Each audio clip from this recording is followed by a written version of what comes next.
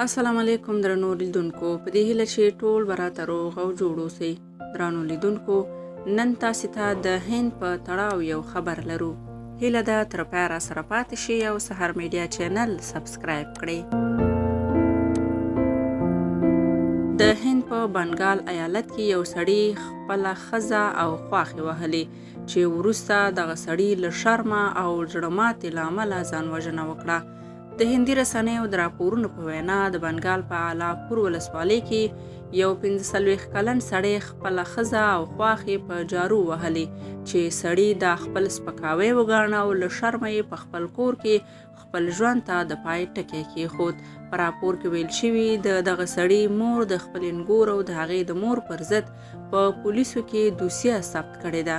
دغه ښځه وایي چې د هغې زوی د خپل لور لیدو لپاره خو سرګنۍ کره تللې وه، خو هلته خپلې ښځې او خواښې ډېر وهلې وه.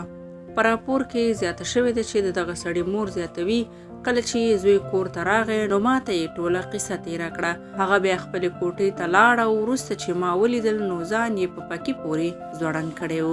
پولیسو له ځایي رسنیو سره په خپلو خبرو کې ویلي دي چې دوی د یادې قضیې دوسیه ثبت کړې ده او د پیښې په تړاو یې پلټنې پیل کړي دي. که څه هم پولیسو په دې تړاو څه نه دي ویلي چې د یاد سړي د ښځې او خواښې پر وړاندې یې کوم ګام پورته کړی دی او که نه، خو وایي چې ډېر ژر به د یادې پیښې په تړاو دوی خپل وروستي معلومات له رسنیو سره شریک کړي.